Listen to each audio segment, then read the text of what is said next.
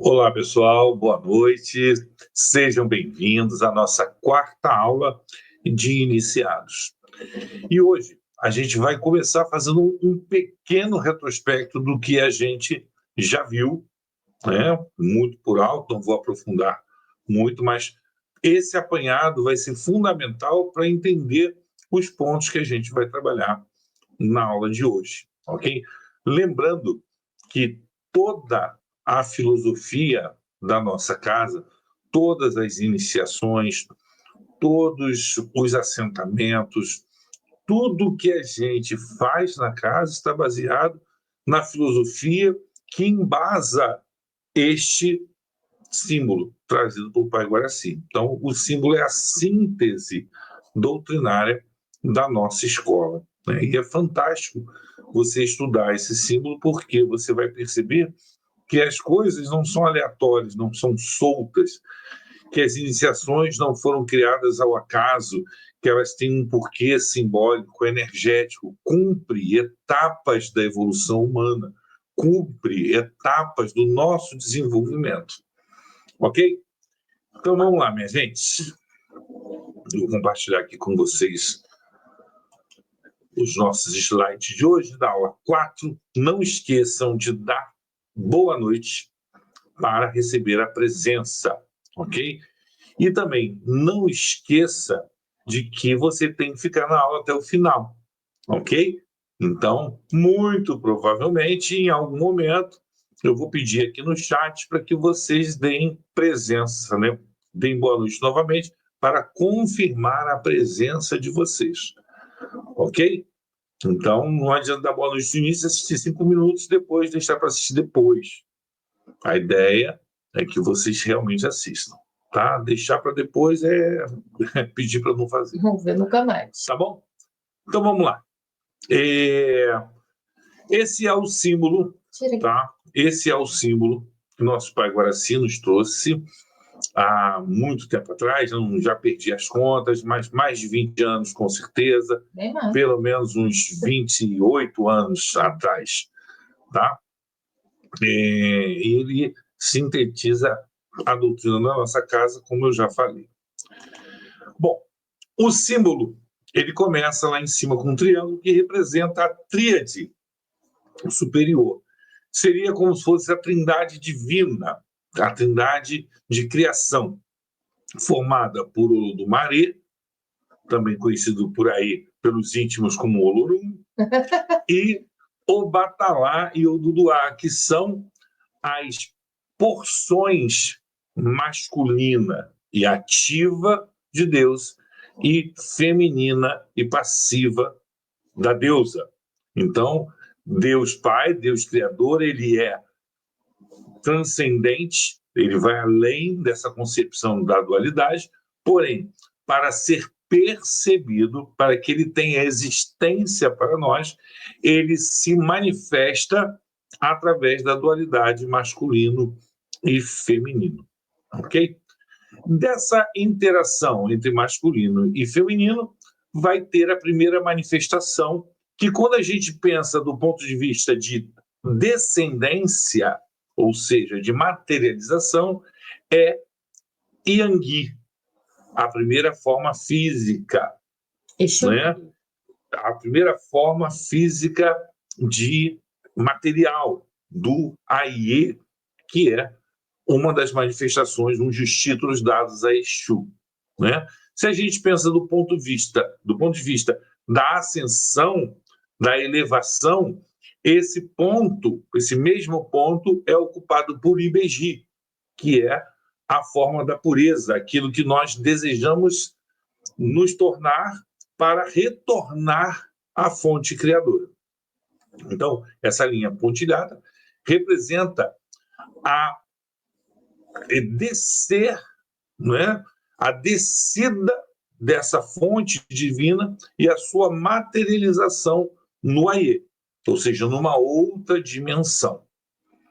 Então, você tem lá em cima no triângulo superior o ponto representando o Olorum, o absoluto, o traço ou o falo representando o Batalá, o masculino, e o ângulo, tá? Ou tem um nome para isso que agora não lembro, qual é, mas uma das suas formas também é o cálice, representando o feminino. Ibeji representa ali, então, a união desses dois pontos e é representado por um triângulo com a ponta para baixo, representando ali o seu nascimento, tá bom? No meio da figura nós temos a representação, só um minuto, a representação das 7 linhas de Umbanda, que eu vou falar hoje um pouquinho sobre elas, mas a gente já falou mais em aulas passadas. Vai, mãezinha. O que o pai falou assim, dessa porção, né, dessa potência masculina que é o Batalá, divina, e da potência feminina, que é o Duduá, é como se fosse o pai e a mãe, né? Que une as duas forças, une a polaridade masculina, une ali os gametas masculinos e os femininos, e se cria uma terceira vida. Então, de Deus, ele se subdivide em dois e, ao mesmo tempo, ele se une novamente, as duas polaridades, para poder se manifestar na Terra, para poder criar um terceiro ser na Terra, que no caso, Exu Yangui, né? Está representado ali também como Ibeji. Então, a gente tem na ponta superior Ibeji, aí nós, circulando aí essa estrela, a gente vai ter Xangô, Ogum, Iemanjá, Omulu e Oxóssi na periferia, e Oxalá ao centro, representando ali o Sol, né? Então, a gente tem Oxalá no centro, temos os demais planetas circulando ao redor dele, tá? Cada um desses planetas, né, bem lembrando aqui, Mercúrio para Ibeji, Marte para Ogum, Lua para Iemanjá, Saturno para Omulu, Vênus para Oxóssi e Júpiter para Xangô. São os planetas, né, são os astros que vão reger cada uma dessas 7 linhas. Repara que, apesar de eu estar usando o nome de orixá, essas pontas representam, na verdade, as linhas. Essas linhas não têm nome. Então, a gente pega emprestado o nome do orixá, vamos dizer assim, masculino, com exceção da Iemanjá, né? Do orixá que está mais ativo em cada linha. Ok? Existe uma forma de numerar também, a linha número 1, número 2, número 3, mas essa ideia de dar números, às vezes, traz a falsa ideia de que existe uma hierarquia entre as linhas. A linha de Oxalá é a linha 1, então ela é mais importante que as demais.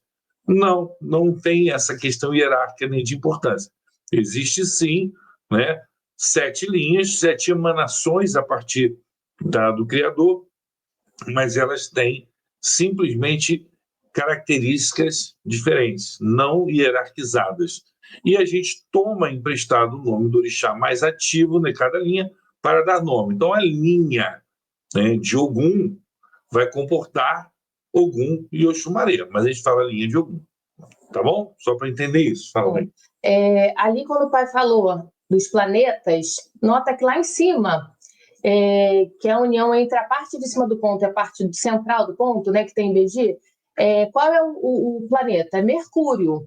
Né? Então, ao mesmo tempo, quem também é regido por Mercúrio? Exu. Né? Então, esse nascimento, essa união do masculino e feminino divino que se materializa na Terra como Exu e Yangui, você vê, tem o Ibeji, Mercúrio, que é regido por Mercúrio Orixá, e também tem o Exu e Yangui, que também é regido pelo mesmo planeta. É interessante a gente ver que, por exemplo, na cultura ali da América Central, México, existe um culto chamado santeria. O que seria a santeria? Seria uma espécie de umbanda, tá?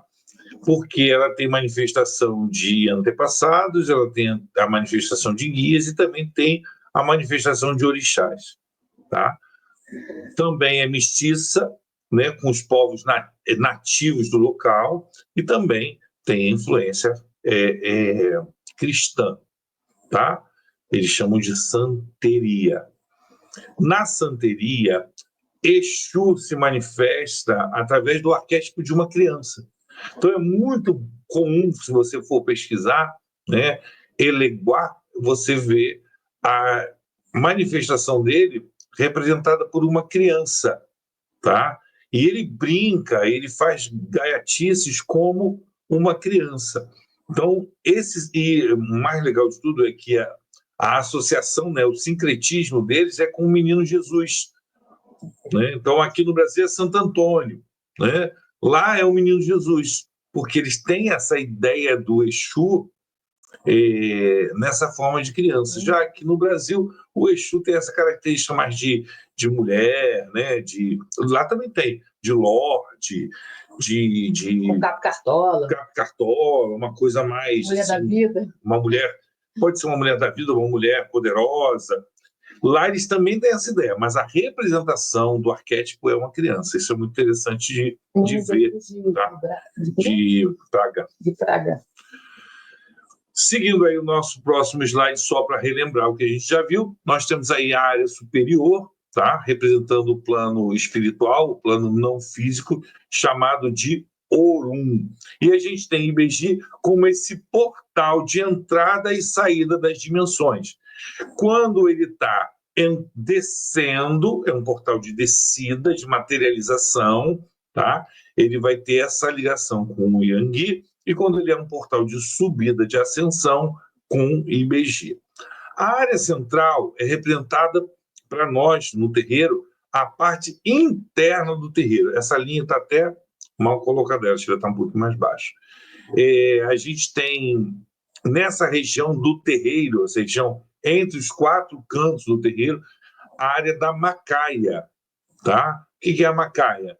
É a mata virgem, é onde tudo acontece, onde a vida se desenrola, do ponto de vista de uma vida vivida com consciência espiritual. Se você não tem consciência espiritual, se você não tem protagonismo, se você não está consciente das suas ações, você não está na macaia, você está no reino. A gente vai falar mais sobre isso, tá? Uma coisa importante também para a gente ver, eu falei aqui do meio, né? O meio representa o terreiro em si, ali da árvorezinha do Oxóssi até o cantinho do Xangô, do cantinho dos atabaques, onde fica Ogum, até o cantinho da Iemanjá, ali, aquele meia macaia.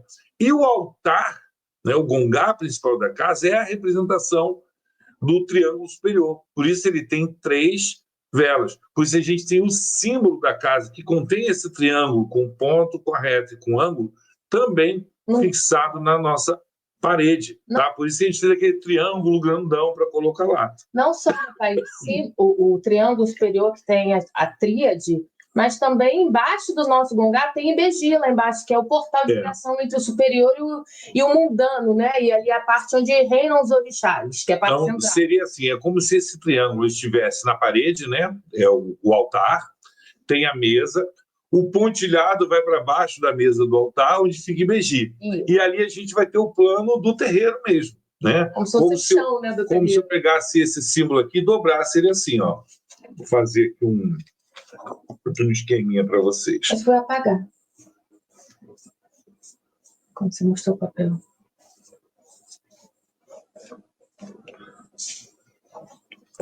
Não sei se vai dar para vocês verem, acho que vai dar assim, ó. Ó. Aí a gente dobra aqui, ó.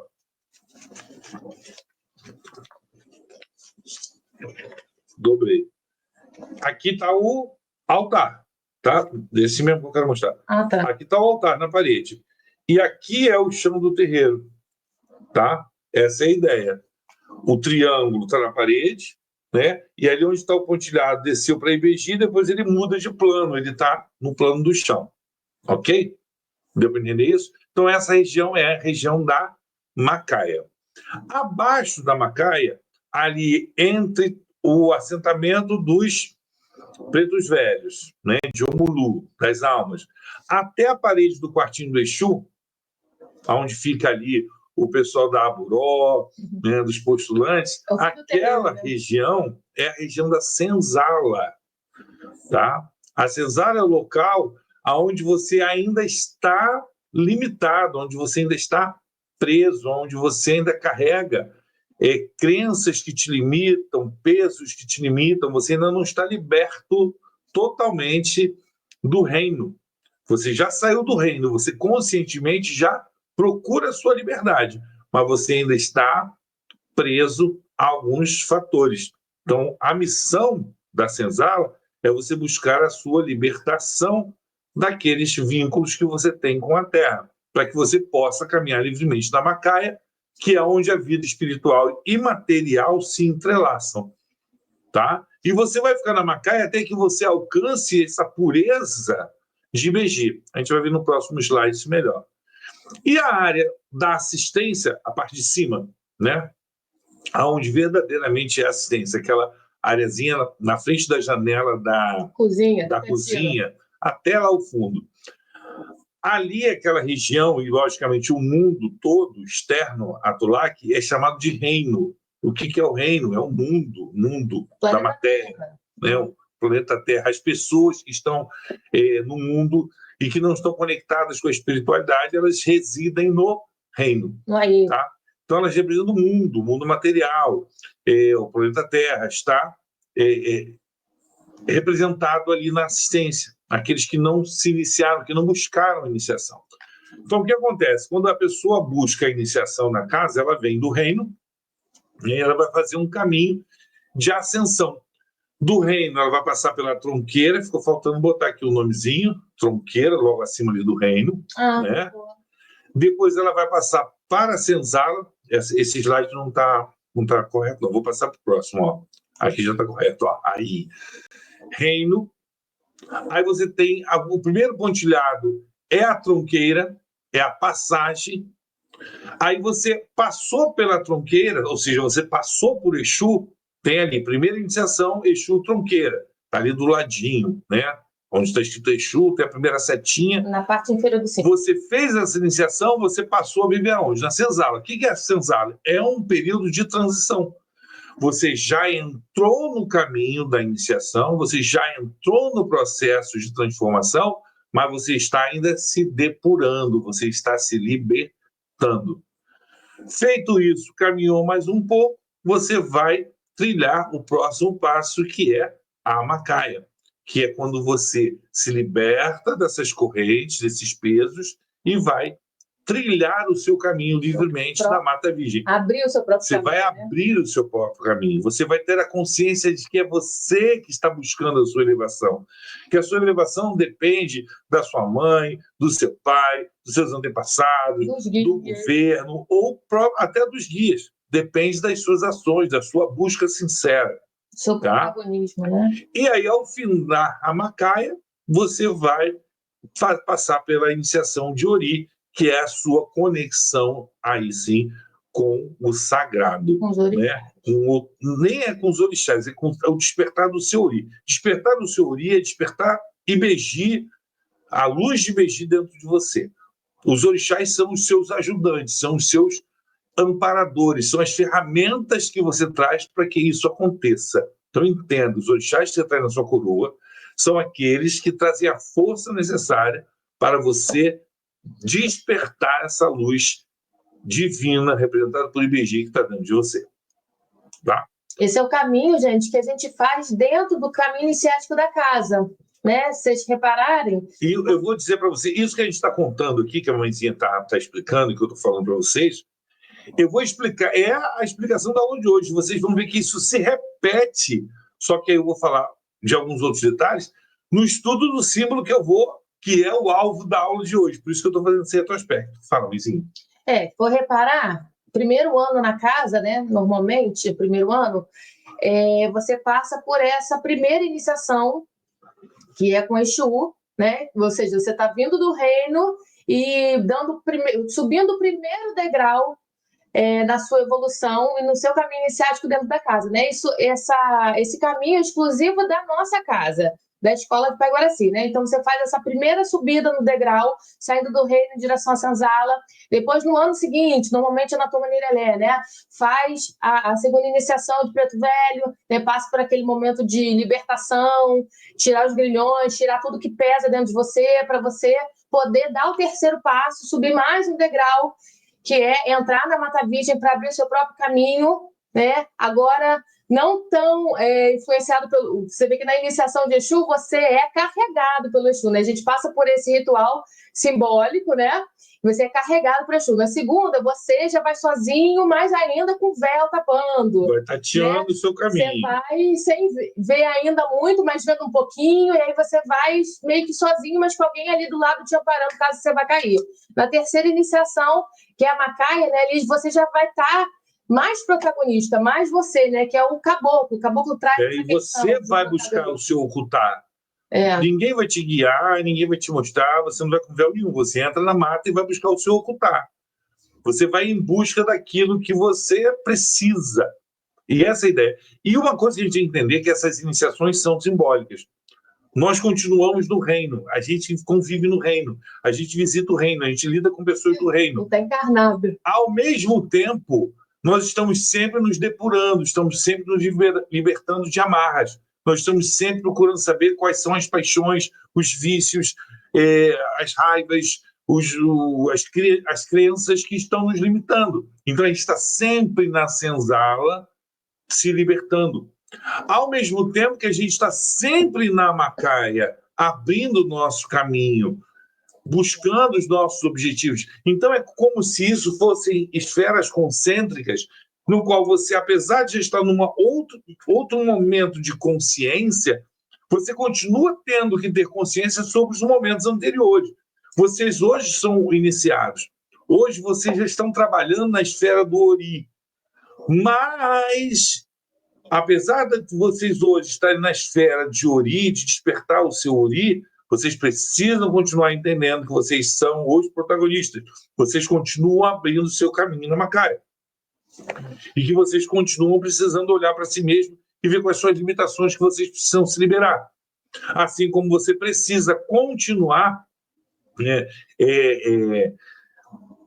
percebendo os momentos em que você está sendo carregado pela espiritualidade, esbarrando em situações para que você mantenha a sua confiança.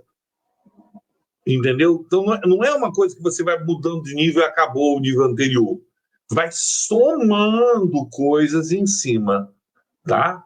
E analisa um detalhe. Quando você passa na senzala, qual é a ideia? Você se libertar, né? Você deixar a sua cruz, deixar os grilhões, deixar o que te aprisiona para você entrar livre, leve e solto na Macaia, porque a gente só entra numa mata virgem levando o essencial, né? Então, antes disso, você se libertou, a ideia é se libertar o máximo possível para você entrar livre na Macaia, levando só o essencial. E analisa que é exatamente aí no nosso terreiro, né? No meio aí de símbolo, que é o símbolo do nosso terreiro, né? Do chão do nosso terreiro, onde reinam os orixás, analisa que são os orixás nessa parte da Macaia, que são, na verdade, as ferramentas, os atributos. Os orixás nos dão atributos, ferramentas, características que nos ajudam a passar por essa Macaia. Né? São ferramentas práticas, através dos seus atributos, para nos ajudar a levar só o essencial necessário para a gente passar por essa Macaia e aí chegar até Ibeji e aí ascender para os planos superiores, né? Se tornar puro como criança e subir aos planos superiores. É isso. Então, aqui fazendo um resumo, nós temos aqui a posição das 7 linhas dentro da estrela. Tá?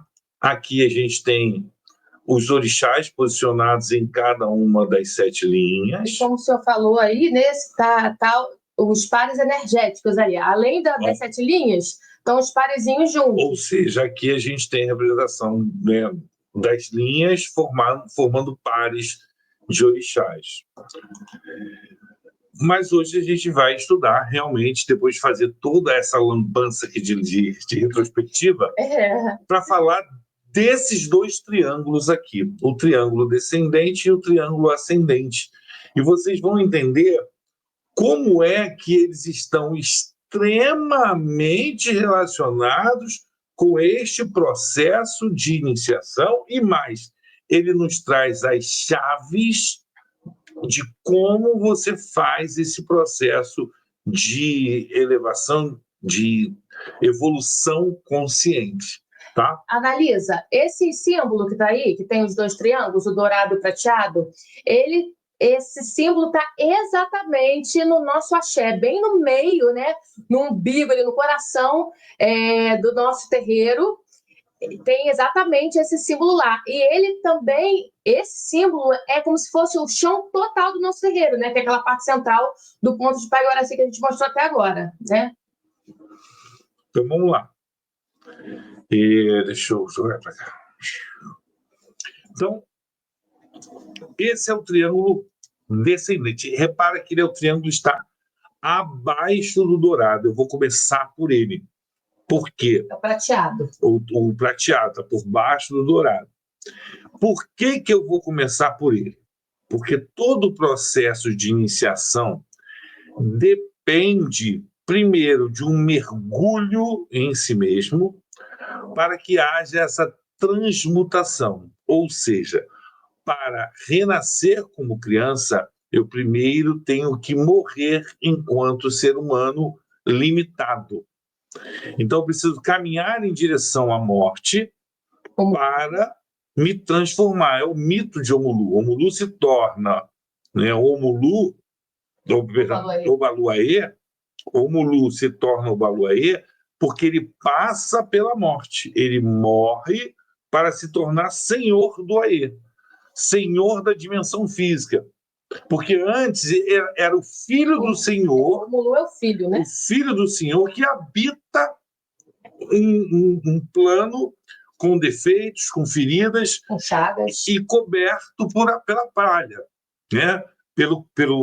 por uma capa que esconde a sua verdadeira luz.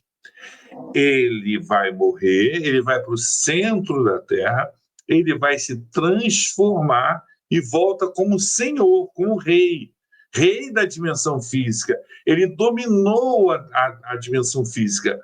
E aí está a chave para que isso aconteça. Repara que esse triângulo aponta para baixo, aponta para o mergulho em direção à transmutação. Aí eu estou falando morte no sentido de deixar morrer o que não presta para que venha nascer o que presta. Então, para essa ponta do triângulo para baixo virar para cima, eu preciso caminhar em direção a ela. E como eu faço isso? Vamos lá, tem um resumo aí, né? O triângulo com a ponta para baixo, tá? Qual é o significado disso? O triângulo invertido é o símbolo do elemento água, do recolhimento, da profundidade, da introspecção e do feminino arquetípico. Não esqueçam de que quem faz essa transformação de Omulu é Iemanjá. Ela é quem acolhe o Omulu. Ela é quem faz com que essa transformação aconteça, tá? Ele aponta para as raízes, para o inconsciente, para os mistérios da alma e da transformação interior. É uma estrutura que simboliza o caminho de descida, sair das superfícies, né, da superfície, do mundo superficial, e mergulhar no mais profundo do ser.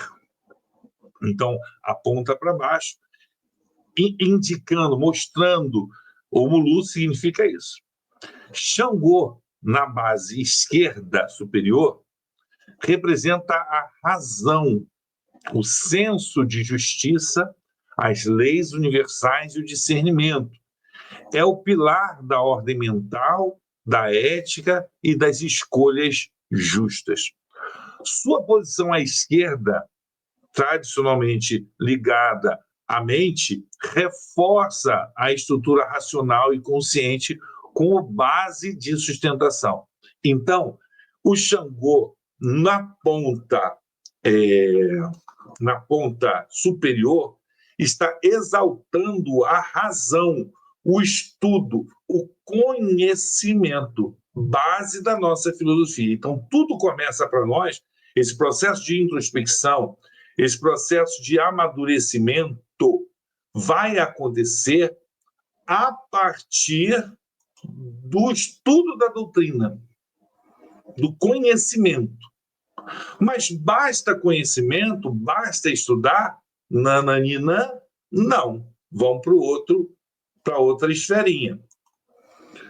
Ogum na base direita representa a força emocional canalizada em ação, a coragem, a iniciativa, a liderança ativa. Sua posição à direita, ligada à ação e expressão, mostra o impulso emocional mostra que o impulso emocional precisa ser canalizado com foco, direção e coragem.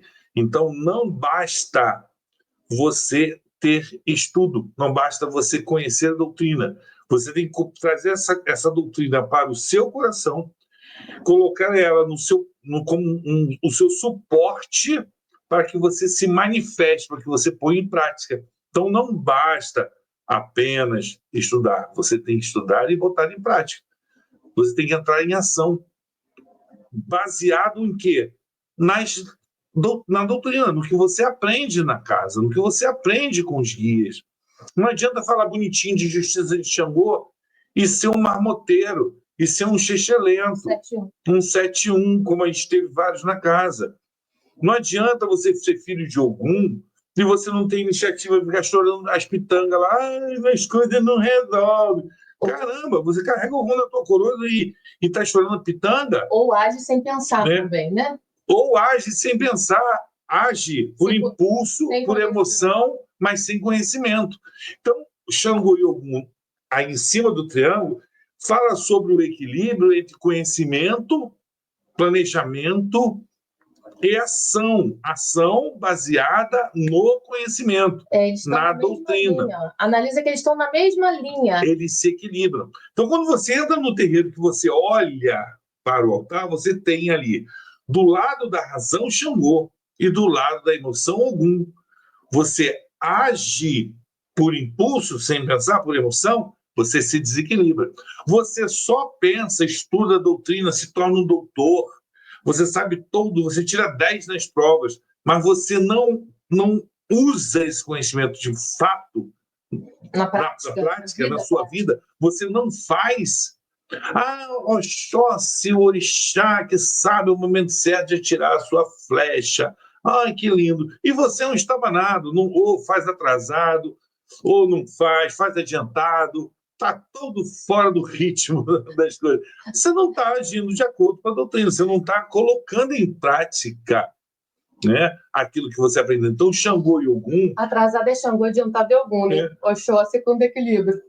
Então, o Oxóssi ele tem um equilíbrio justamente entre ação e razão. Né? Depois a gente vai fazer outros pontos de estudo aí nessa, mas hoje são os triângulos. Ok? Beleza?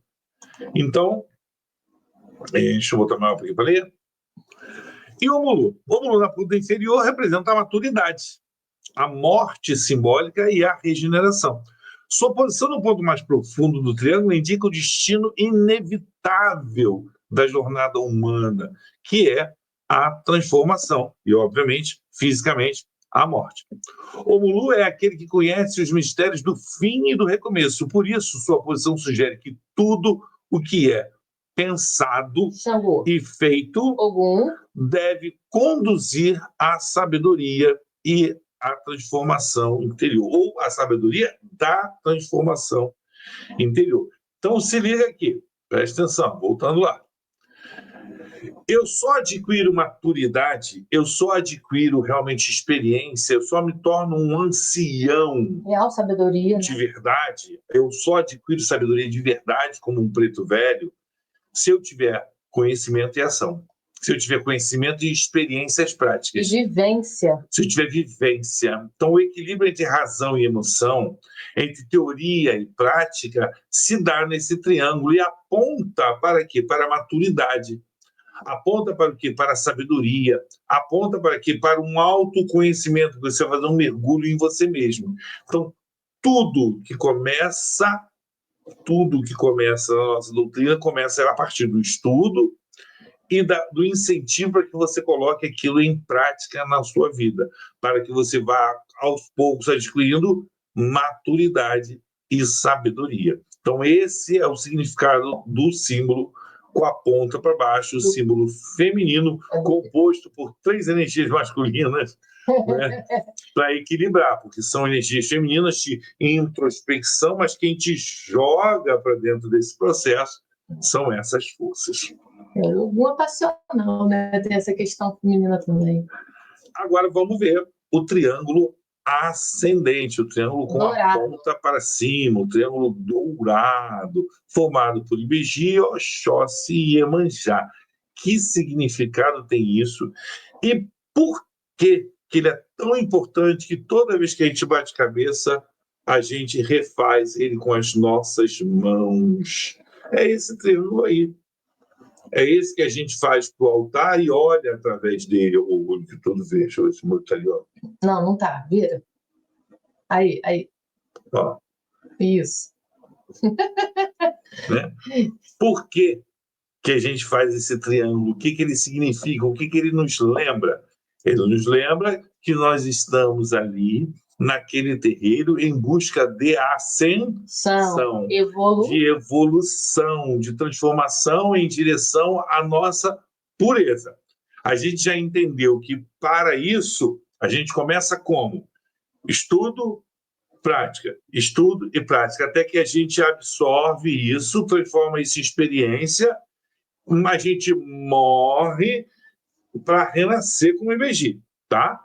Então, para fazer o caminho de ascensão, eu preciso fazer um caminho para dentro, para o meu interior, um autoconhecimento através da doutrina e da prática. E o triangulinho com a ponta para cima significa o quê? O triângulo com a ponta voltada para cima é um símbolo ancestral do fogo, da elevação espiritual, do progresso e da transformação interna. Ele também representa uma jornada de ascensão, onde se parte de uma base dual, matéria e ação, em direção a um ponto superior de integração, espírito e essência. Ibeji, no ápice desse triângulo, representa o ideal da alma pura, a criança divina que vive em comunhão com o sagrado. Está no topo porque representa o objetivo do caminho, retornar ao espírito, ao estado de pureza, leveza e de verdade do ser. Então, se quiseres entrar no reino dos céus, que se faça como criança. Então, o nosso assim, objetivo é se tornar um Iwapelé, né? Um caráter nobre. Como a gente consegue isso? Se tornando puro, se tornando verdadeiro, íntegro, demonstrando a nossa essência. E o A significa essência. Caráter. Né?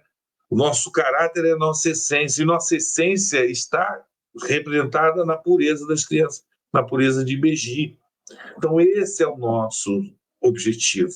A gente não vai se tornar não vai evoluir espiritualmente se tornando mais malandro, tendo mais lábia, sabendo enganar as pessoas, né? Sendo político, falando com um, falando com o outro e obtendo o que há de melhor em cada um. Não. Ter certas habilidades para lidar com marketing, comércio, no seu trabalho, você saber falar, se posicionar, negociar, ter habilidades do mundo para agir no mundo, funciona. Ter habilidade do mundo para agir em relacionamentos afetivos já não funciona. Ter habilidades do mundo para lidar com a espiritualidade piorou. É o que eu costumo dizer, eu consigo entender uma pessoa que mente e engana para tomar o lugar de alguém dentro da sua empresa, porque aquilo vai se reverter em dinheiro, em status e tudo mais. Mas eu não consigo pensar a mesma situação dentro de um terreiro de Umbanda, em que a pessoa engana, manipula para ter o cargo espiritual de outra pessoa, ou estar no lugar espiritual de outra pessoa. Não entendo. Eu entendo uma insubordinação em relação ao chefe, mas eu não entendo uma insubordinação em relação ao líder espiritual, ao seu irmão mais velho que está ali para te ajudar. Então, a gente não pode ter o mesmo raciocínio. Se eu quero me tornar puro como uma criança, eu quero ter que a minha essência se manifeste, eu tenho que investir em trabalhar na minha essência.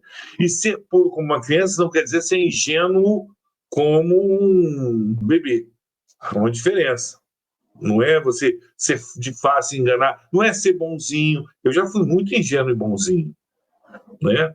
E eu temo hoje que não, nessa minha busca de não ser bonzinho ou ingênuo, eu acabo me fechando e atrapalho o meu processo de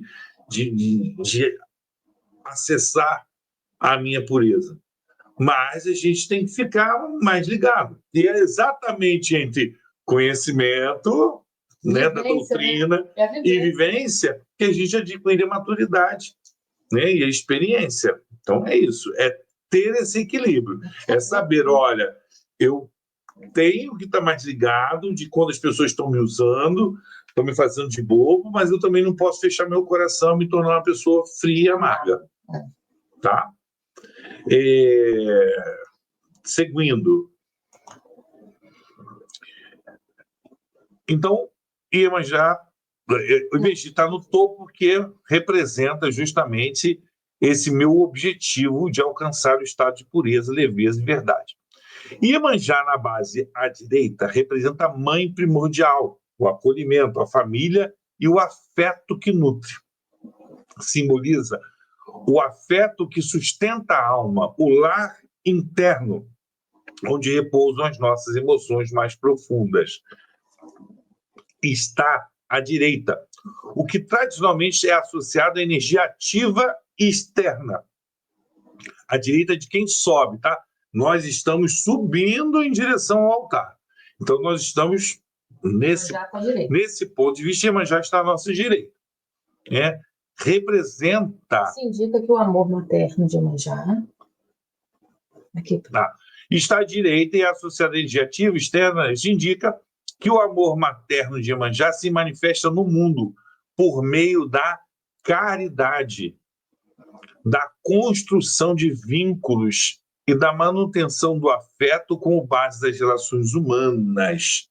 Não é à toa que nossa casa é luz, conhecimento, amor, Iemanjá, e caridade, que é como essa luz e esse amor vão se manifestar na Terra, tá? Então, Iemanjá, nessa posição, significa o quê? Que nós vamos alcançar o nosso caminho de pureza a partir da compaixão, a partir dos vínculos, a partir do trabalho de caridade. E é por isso que eu tenho ficado tão chateado com as equipes de trabalho que não estão demonstrando nenhum compromisso com o outro. Os compromissos depois da pandemia viraram eu mesmo e eu primeiro. Depois eu, quem sabe, no terceiro lugar eu. As pessoas, e o pior, estão olhando tanto para si mesmo que não estão enxergando a si mesmos e nem contribuindo para o seu crescimento verdadeiro. Estão andando para trás. Não estão nem mergulhando no Mulu, né? Estão voltando para trás. Por quê? É através do olhar, da compaixão, do olhar para o outro, da compaixão que a gente se enxerga, que a gente se vê. Quando você estende a mão para o outro também segura a sua mão, vocês se firmam juntos. É como os espíritos, você acha que os espíritos precisam da gente? Não, mas eles vêm por amor, nos dar a mão, e quando eles nos dão a mão, eles também se sentem úteis, presentes. É o servir ao próximo que faz com que a gente manifeste verdadeiramente a nossa espiritualidade, a nossa verdade, a nossa essência. Não é estudando, não é dando palestra, não é falando bonito sobre a teologia espiritual. Né? E isso faz parte, o estudo, por exemplo, eu, quando estou dando palestra para as pessoas, estou ensinando, é uma forma de fazer a caridade, porque eu estou ensinando às pessoas formas que elas podem usar para se ajudar. Ponto. Mas eu estou falando daquelas pessoas que só falam da espiritualidade, que falam difícil, que falam bonito, que fazem palestras maravilhosas, mas não estendem a mão. São aquelas pessoas que no WhatsApp no Instagram e no Facebook, posta aquele textão lindo de acolhimento, de inclusão, de sociedade, como é que chama? Um termo que eu vejo muito, de equidade, de não ataques de minorias, de ajuda ao próximo. É lindo, mas só funciona no Instagram e no Facebook, no textão da boca para fora. Porque quando você faz uma campanha de alimento, essa mesma pessoa não doa 1 grão de arroz, de feijão, de nada. Quando tem trabalho, ela falta para viajar. Ela falta para fazer qualquer outra porcaria que seja. Ela marca compromissos para o dia que tem atendimento, para o dia que tem trabalho público, no dia que ela vai servir como algo útil. Porque postar textão não é útil. Postar textão é lacração, é para as pessoas olharem, aplaudirem e darem like. Botar o branquinho, o pezinho no chão e ir para o terreiro, ou na maciota, ir no orfanato, ir num asilo, fazer doações, botar um saco de arroz, se ninguém vê ele na entrada da tua quando chegar, naquelas caixinhas que ficam ali, aí é diferente. Aí você está manifestando esse amor em forma de caridade. E é isso que está ali nessa Iemanjazinha, nesse cantinho. E vamos seguir. E vamos seguindo. Oxóssi na base à esquerda representa o provedor sábio, o caçador que observa e espera e age com precisão. Está ligado à autonomia, foco e ação estratégica.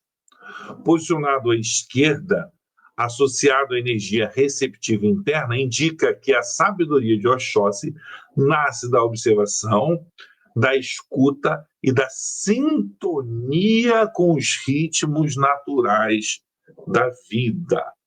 E aí vem outra coisa importante. Que diabo de macumbeira você que não vai numa cachoeira, que não vai numa mata, uma praia, que não vai numa praia? Não é sextou, domingou, praia, cerveja, futebol no radinho. Não, praia, cedinho. Molhar a testinha, a nuca, saudar Iemanjá. Ir numa cachoeira, botar o seu cabeção lá debaixo da cachoeira e chamar por Oxum. Entendeu? Caminhar no meio do mar, conversando com Oxóssi, descalço. Que macumbeiro é esse? Quando a gente fala que tem mata, diz: ai, pai, não tenho condições de ir porque não estou sem dinheiro. Caceta, todo ano tem em janeiro. R$70, 80, com ônibus. 100, sei lá quanto. Não consegue juntar para ir na mata? Aí não vai nunca, passa o ano todo na secura, sem energia, sem contato com a energia vital, com a manifestação dos orixás, com a manifestação de Deus na natureza. Como que você consegue ser macumbeiro assim? Vai para a igreja, vai pagar dízimo. Amacie. Amacie, ai, não dá, eu tenho um casamento, um batizado, morra. Harmonização com ervas. Harmonização com erva falta. Ah, não poderia ir, caceta. Harmonização com erva. Eu não vou dizer nem retiro, porque retiro é mais puxado, mas mata em janeiro, quantidade de médico que não vai, não se programou. Eu sei que tem pessoas que dizem assim, eu tenho pai, mãe idosa, não posso deixar com ninguém. Não dá para deixar sozinho. Não tem nenhum parente, não pode revezar, não pode se preparar e também botar um cuidador naquele dia. Não fica um cuidador, não dá para chamar alguém da família, não dá para qualquer coisa. Não, a pessoa não vai porque não acha que seja preciso. Mas é a essência da nossa religião. Sem esse contato com a natureza, sem esse comungar com a força da natureza, a gente não faz a nossa ascensão. Ou viagem. Tá? E, além disso, a nossa religião é uma religião natural. É através das oferendas, que se dá através de elementos naturais, grãos, frutas, folhas, ervas, os próprios banhos de ervas. Sem essa conexão, sem esse entendimento do ciclo de equinócios e solstícios, sem vivenciar isso verdadeiramente, queridos, não há elevação, não há despertar de IBG em vocês. Então, conhecimento, porque, olha, vamos voltar lá para a gente ver. Ó, cadê? Está ligado à autonomia, foco, ação estratégica, posicionamento, blá, blá, blá, blá. Olha aqui. A sabedoria de Oxóssi nasce da observação, da escuta e da sintonia com os ritmos naturais. Aí você não tem sintonia nenhuma com ritmo natural nenhum, porque você não ouve nem o passarinho cantar. Porque você não tem ciclo na sua vida. Porque você acorda, toma um café correndo e vai trabalhar e volta correndo. E vai ver celular, vai ver televisão, ou vai cuidar de alguém. Eu sei que tem pessoas que estão em situações que vão cuidar de alguém, né? Vão trabalhar em outra jornada, vão estudar porque precisam crescer. Tem isso. Por favor, a crítica é para quem não está fazendo e não está fazendo nada mesmo. Nada mais. Porque amanhã começa, ai, pai, é porque eu não posso, porque eu não sei o quê. Eu não quero desculpa. Eu quero o seguinte, sua consciência está tranquila? Sim, maravilha. Não faça mais, faça diferente. A sua satisfação para mim não muda nada, nem para mim, nem para você. Principalmente quando a gente vai dar satisfação, a maioria das vezes é só desculpa. E essa desculpa você dá para você mesmo, o que é pior. É quando a consciência pesa. É a historinha que você conta para você mesmo. Né? Então a gente tem que estar atento a isso. Porque isso aí está na base da nossa filosofia. É através da ação estratégica, é através da caridade, é através dessa sabedoria de saber o momento certo de agir. É através dessa conexão com a natureza que a gente faz esse processo de ascensão. Então, nós temos aí... fixar as raízes, os pés na terra, e, ao mesmo tempo, a sua mente, seu ori, ir, né, em direção aos planos superiores. Nós temos aí 5 forças agindo para nos levar em direção a investir a nossa essência. E isso que eu estou falando só desses 2 triângulos que a gente estudou e tendo investir como objetivo, né? Então a gente tem que estar ciente. Eu estou na Umbanda para minha evolução pessoal. Evolução pessoal significa ser uma pessoa pura, verdadeira, minha essência se manifeste. Como eu faço isso? Através do estudo e da prática da doutrina, que me levarão ao autoconhecimento, representado por Omulu, através da ação focada, direcionada e estratégica de Oxóssi, do contato com a natureza e os ciclos naturais, e a manifestação do meu amor através da caridade. É isso, esse é o caminho. É assim que a gente verdadeiramente vai fazer esse caminho de ascensão, tá? Então, e unindo esses dois triângulos, né? O triângulo dourado, que é esse, que aponta para cima, e o triângulo prateado, que aponta para baixo, né? Que você atinge o equilíbrio para essa transformação e para essa ascensão verdadeira. Aí você vê que na ponta de cima você tem a criança, na ponta de baixo você tem o idoso, a morte, o renascimento, o início e o fim. Você tem Xangô, razão, e Ogum, ação, emoção, equilibrados. Você tem o provedor, aquele que não te deixa faltar nada, o seu pai, né? O seu pai, aquele que faz as compras mensais, e sua mãe, que te acolhe, que te cuida.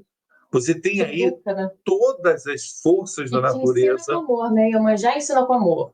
Todas as forças da natureza agindo. E eu estou estudando aqui as linhas, eu não estou estudando aqui os orixás. O estudo do orixá vai vir mais para frente quando a gente for para aquela roda que tem os 12. Aí é outro papo, tá? Para outra aula. A gente está falando aqui dessa estrelinha do meio. Gente, é um conteúdo extremamente profundo, extremamente denso. Não é nossa doutrina não é uma colcha de retalhos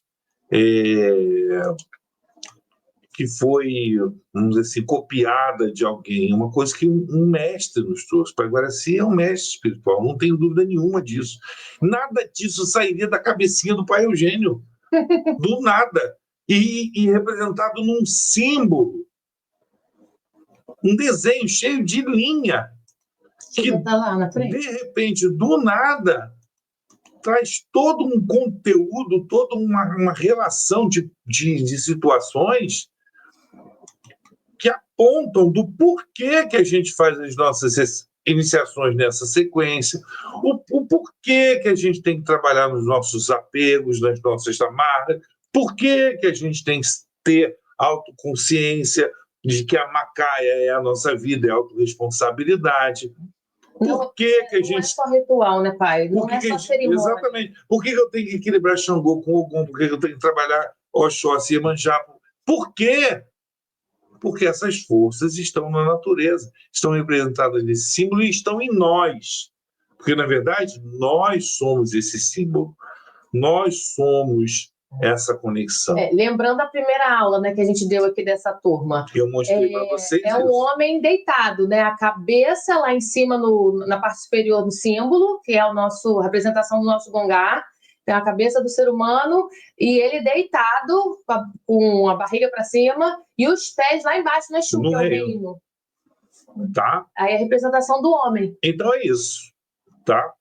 Bastante conteúdo, bastante conteúdo. Cada pedacinho desse símbolo dá para destrinchar muita coisa. Eu não tenho aberto para perguntas nas aulas, porque como a gente faz uma aula de 1 horinha só, se eu abrir para pergunta, a gente começa devagar, e eu tenho o hábito de querer responder. Então, se eu fizer uma aula com perguntas abertas, eu vou começar a querer responder todo mundo e eu não vou conseguir terminar de explicar cada etapa, tá? E com isso a gente vai se perder. Porém, a ideia é que nós tenhamos momentos para que vocês possam perguntar diretamente para o Pai Guaraci, tá? Então a gente ter um encontro aonde o Pai Guaraci venha, né? E vocês, baseados em tudo que a gente está fazendo aqui, possam elaborar suas perguntas previamente, né? E aí a gente leva para ele responder. Por que tem que ser feito previamente? Perguntas feitas previamente são pensadas. Você pensa, você reflete, vê se você não está perguntando uma bobagem, se você não está perguntando algo que já foi perguntado. Então, as perguntas vêm para mim e a gente seleciona as perguntas juntando para o bloco. Tem 3, 4 pessoas querendo saber sobre isso. A gente junta para ele responder junto. Vai gastar a vida de Pai Guaraci para responder coisas que a gente poderia responder. E não seriam coisas pessoais. Mãe, onde ia na minha casa, minha mãe falou para mim, aí, não, isso não é caso verdade, que nenhum professor que eu tinha. Não é para responder a sua vida. É perguntas doutrinárias, perguntas sobre a essência do ser humano. Curiosidades que você possa querer tirar sobre o símbolo, sobre isso aqui. Só não pode ser tipo uma consulta. Sobre a filosofia, não pode ser uma consulta. A filosofia de Pai Guaraci. Pai Guaraci, é assim, meu Pai Guaraci, eu sei que não tem nada a ver com o que a gente está falando, mas eu tenho uma dor na perna. E o pior, a gente está falando disso, mas é porque isso acontece, tá? Não estou inventando, não. Tá? Fala, Mezinho. Nada, é isso. Tá bom? Então a gente vai deixar. Vamos fechar aqui o ciclo, ainda tem que chegar. Dei um oi para mim aqui para fazer novamente a chamada, tá, gente? Para ver quem ficou até o final. Dá um oi aí de novo. A gente fez no começo. No meio aí também, nós botamos novamente para vocês darem um oi para ver se estava todo mundo ainda. E agora, no final, dá um oi de novo para eu poder fazer a chamada de vocês, mais uma vez, ok? Tá bom? Então é isso, minha gente. Um beijo no coração de vocês. Aqui, minha mão. Ela é a mãozinha. Hoje eu sou a mãozinha aqui. Tchau, gente. Até gente. o próximo mês. Mais um pedacinho até a gente concluir todos os pedaços desse símbolo maravilhoso. Beijo, tchau, Tchau, tchau. gente. Tchau, tchau.